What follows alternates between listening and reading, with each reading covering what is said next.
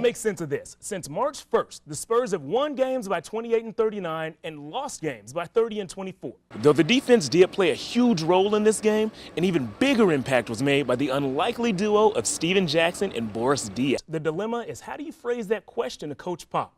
And apparently it's not like this. This game was almost dramatically different thanks to a fumble that happened right here on the 3-yard line. Mike Jinks' resume speaks for itself. 76 wins, back-to-back state championship appearances, and a National Coach of the Year nomination have put Steel football on the map. In what may have been a retaliation move by head coach Eric Spoelstra, the Heat decided to play tonight's game with their two best players on the bench. I know. Some Spurs fans will always see Shaq as the villain. And to those fans, I say this. Let L.A. Shaq be the bad guy. The stage is set, the music is blasting, the only thing missing is the champ. Though it may look like the Spurs get hot from behind the three-point line, Coach Pop says what really won the game for them tonight was their tough play right here in the paint. Well, no matter the nickname, the Big Aristotle, Count Chocula, or the Big Diesel, Shaquille O'Neal is one NBA legend who never forgot where he came from. And today, the big fella returned home to have his jersey retired at Cole High School. While he was here, he showed off some of that famous personality. Can you dig it? From this day on, I would like to be known as the Big Aristotle. These muffins is real good. The two big attractions in San Antonio, the Alamo, then me. Love him or hate him, Shaq has proven he can win the championships, make the All-Star games, and step up in the biggest moments. But even after all that, he says having his Cole High School jersey retired has been his greatest accomplishment.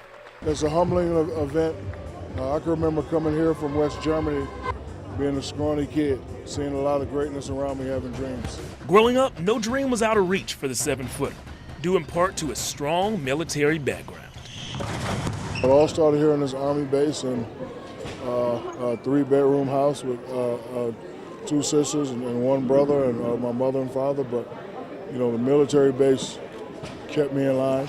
That Army discipline helped the Big Shaq Diesel reach his goals. As I was telling the kids here, dreams can't come true. I used to just sit and say, you know, I want to be the best big man in San Antonio. Then they brought in Mr. Robinson, so that made me the second best. Second best wasn't good enough for long.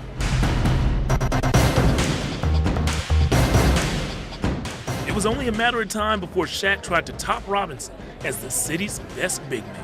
When you're a young kid, you don't really have an identity, so you want to just try to, you know, snatch up all the knowledge you can.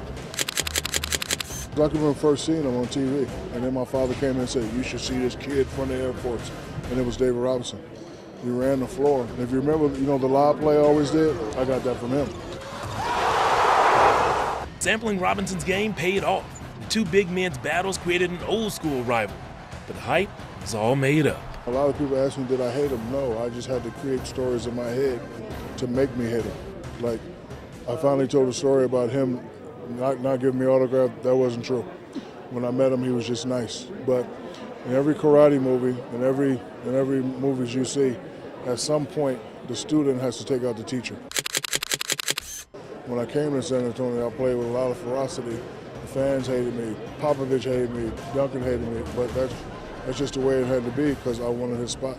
But through all the ups and downs, Shaq realizes he could not have gotten to where he is without the Alamo City and Cole High School. The Shaq character was created here. Well, secret is me blocking shots and getting rebounds. I get my degree in college. I want to make about $6.2 million a year. There was a time where I thought I was a little bit arrogant. The school and the post let me know that, hey, you didn't do it by yourself. So it taught me to be humble, taught me to remain humble. It also taught him how to sing loud and sing proud. Go, over butter hill to thee, colors green and gold.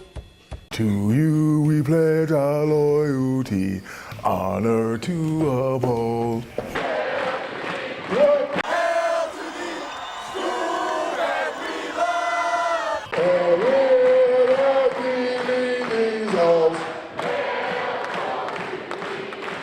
Thank you very much. I know. Some Spurs fans will always see Shaq as the villain. And to those fans, I say this. Let L.A. Shaq be the bad guy. But San Antonio Shaq and his interesting singing voice, they should always be welcome in the Alamo City.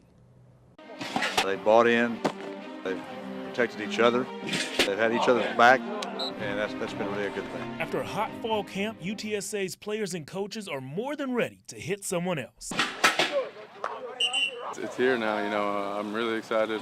Everyone, you can just feel it kind of buzz around the city. And all that buzz has to do with UTSA making the jump to Division I this fall. Despite the increased competition, the goal remains the same.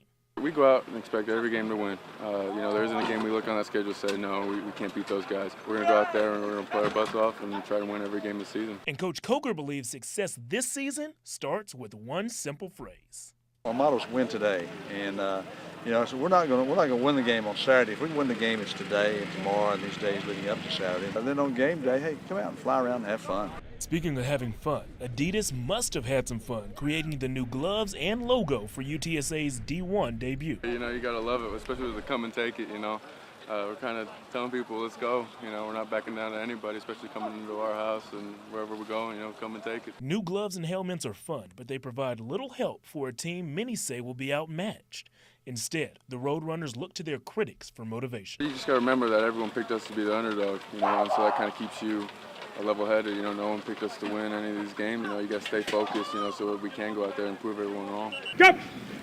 Though they may be newcomers to big-time football, linebacker Stephen Kerfis already has a clear message for anyone entering the Alamo Dome. We may be the underdogs and all, but we're in our house, and you know, you got to come and take it from us. We're not going to back down to anybody. Yeah. We'll be chilling right next to each other. Right. I ain't jumping off the I'm plane. contractually obligated. I can't actually skydive, so I'm just that's what. No. naturally scared. Right. Is what Yeah. I am. Right. Unicorn. Nothing. Nothing. Okay. Unicorn. Free throw line. Shaq Daddy, There we go.